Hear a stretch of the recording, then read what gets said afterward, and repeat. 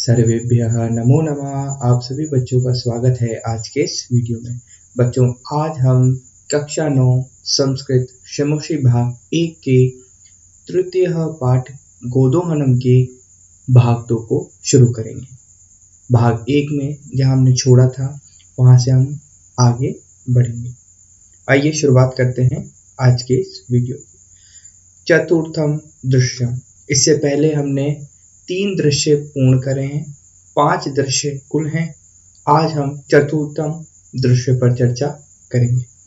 कुंभकारः घट रचनायाम लीनः गायति व्यापी जीविका हेतुः रचयामि घटानहं जीवनं भंगुरं सर्वं यथा मृत्तिकागारः।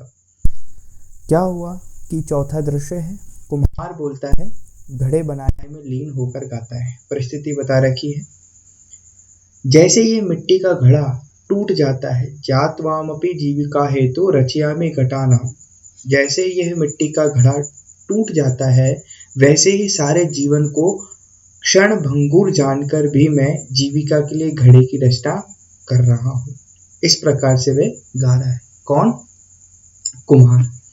तब चंदना आता है और बोलता है, नमस्करोमि तात पंचदश घटान इच्छामि किम दास्यसि। चंदन बोलता है, चाचा नमस्कार करता हूँ, 15 घड़े चाहता हूँ। कितने? 15 घड़े चाहता हूँ, दोगे क्या? तो देवेश बोलता है, कथम ना, क्यों नहीं देंगे भाई। विक्रयणाय एव एते, बेचने के लिए ही है ये सब।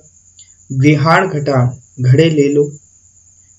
50 रूप्यकाणि च देहि, और 500 रुपए दे दो। घड़े ले लो और 500 रुपए दे दो। किसने कहा? देवेश ने कहा। कुम्हार का नाम बताया जा रहा है यहाँ पर, तो कुम्हार का नाम क्या है? देवेश। तो चंदना बोलता है, साधु, ठीक है। साधु मतलब होता है ठीक है। जब भी हम संस्कृत में किसी को ऐसे बोलो ना ठीक है, तो साधु बोलते हैं। और बहुत अच्छा है तो समीचीनम समीचीनम बोलते हैं। क्या बोलते हैं? समीचीनम। परमम मूल्यम तो दुग्धम विक्रिये एवं दातुम शक्यते।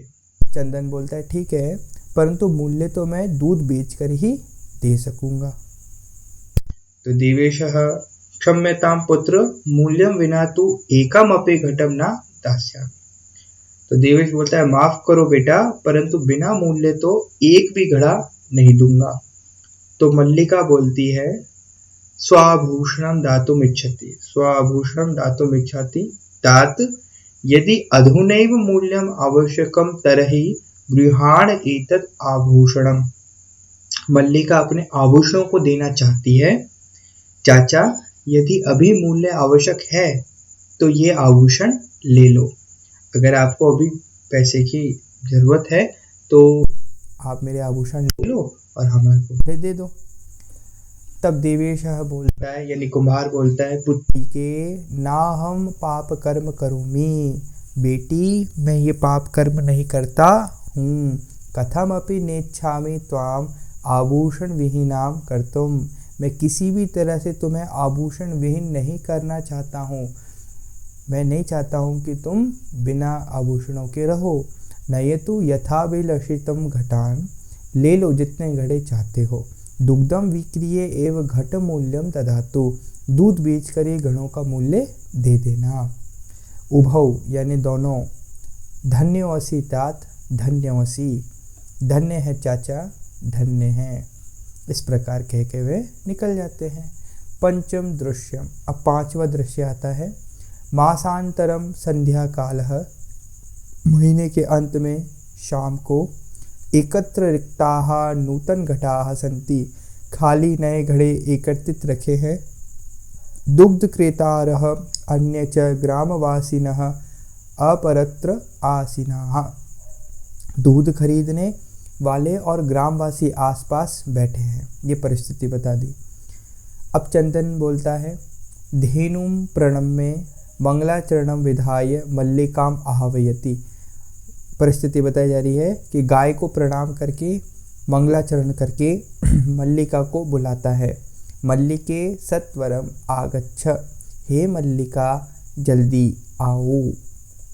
तब मल्लिका बोलती है आयामीनाथ दोहनम आरंभस्व तावत, आ रही हूँ स्वामी, तब तक धोना शुरू करो, यानी गाय का दूध निकालना शुरू करो।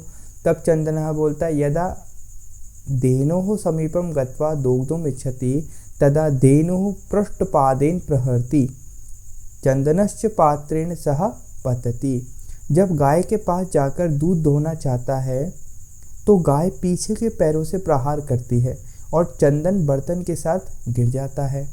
नंदिनी दुग्धम देही, नंदिनी दूध दो, ये किसने कहा? चंदन ने कहा। किम जातम ते, मतलब क्या हुआ तुम्हें? पुनः प्रयासम करोति, दोबारा वह कोशिश करता है।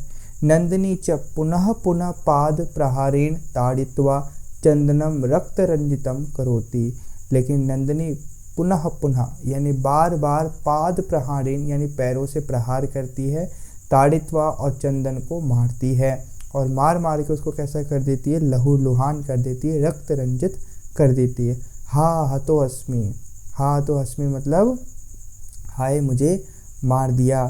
चित्कारम कुर्वन् पतति, चिल्लाते हुए गिरता है। सर्वे आश्चर्येण चंदनम अनोन्यम च पश्यन्ति, सभी आश्चर्यचकित चंदन और एक दूसरे को देखते हैं। भाई ये क्या हो गया? ये तो बहुत सालों से या बहुत समय से नंदिनी गाय जो है ये चंदन और मल्लिका के साथ रह रही है, फिर एकदम क्या हो गया इसको कि ऐसे मार रही है ये? तब मल्लिका बोलती है चित्कारम श्रुत्वा झटिति प्रविश्य, चिल्लाने की आवाज़ सुनकर जल्दी से प्रवेश करके। नाथ किम जातम, स्वामी क्या हुआ? कथम त्वम रक्त रंजितः, आप खून से लथपथ कैसे हो गए? चंदनः बोलता है धेनुः दोग्धम अनुमतिम एव न ददाति, गाय दूध दोहने की अनुमति नहीं देती है। दोहन प्रक्रियाम आरंभमाणम एव ताड़यति माम,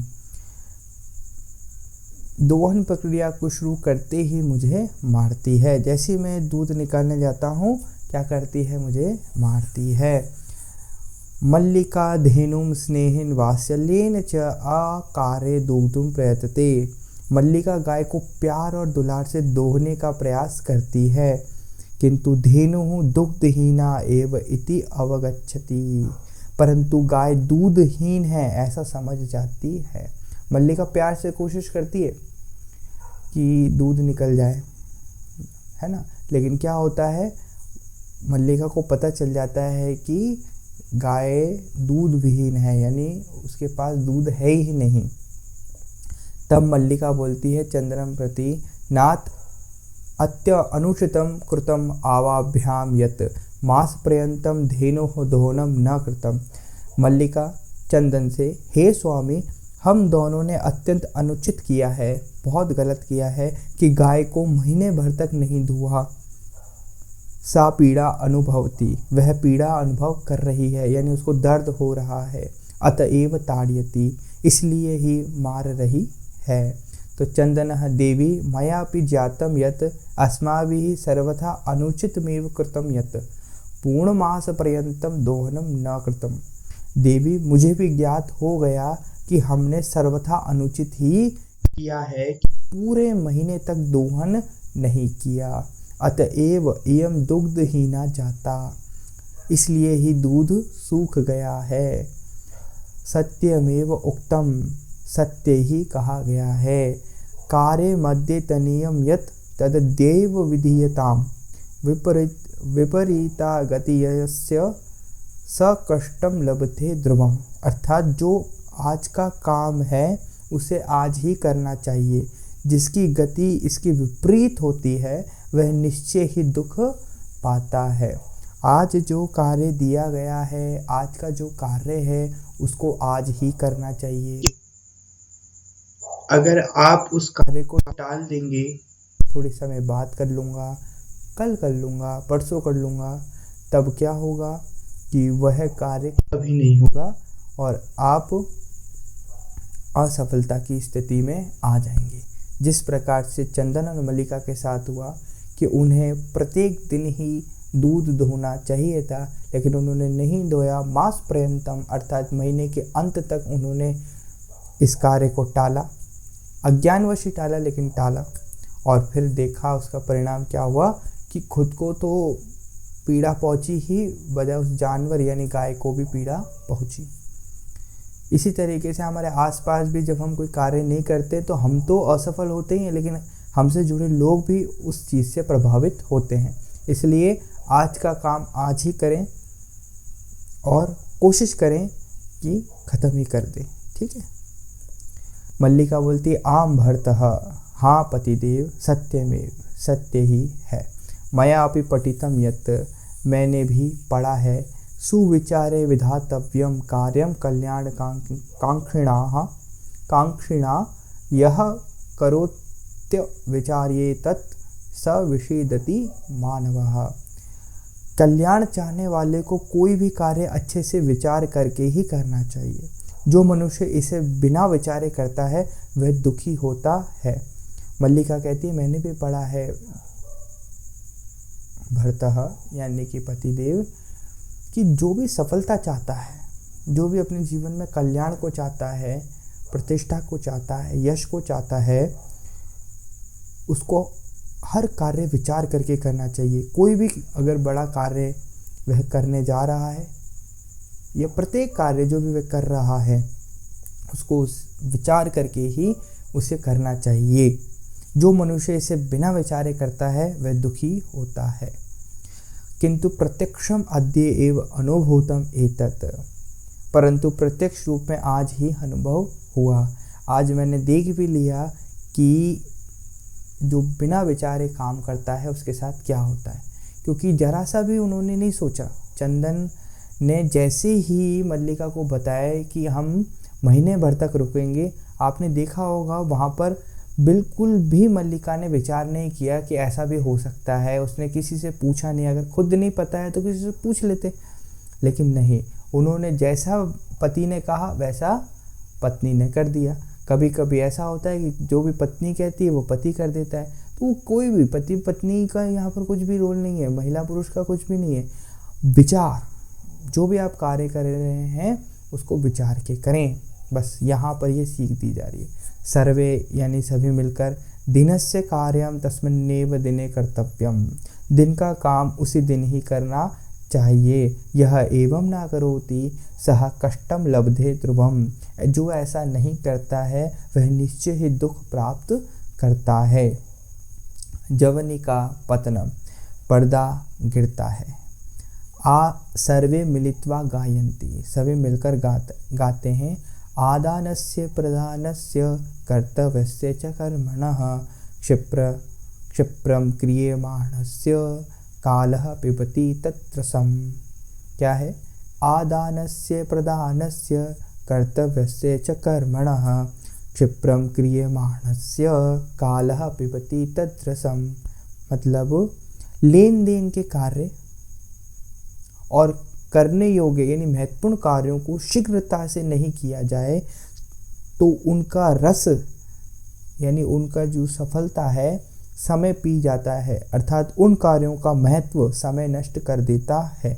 इसलिए हमें जरूरी कार्य हमेशा समय पर ही करने चाहिए, किसी भी कार्य को टालना नहीं चाहिए। और आदन्यस्य प्रधानस्य कर्तव्यस्य च कर्मणः क्षिप्रम क्रियमाणस्य कालः पिबति तत्रसम्। उनका महत्व खत्म हो जाता है। आप कर तो दोगे, जैसे आज का कार्य है उसको आप कल भी जमा कराओगे तो हो जाएगा वो, लेकिन उसका जो महत्व था वो ख़त्म हो जाएगा। जैसे 15 अगस्त को अगर कोई आपको भाषण देना है और आप 16 अगस्त को उस भाषण को दे रहे हो, ठीक है, तो फिर क्या महत्व रह जाएगा।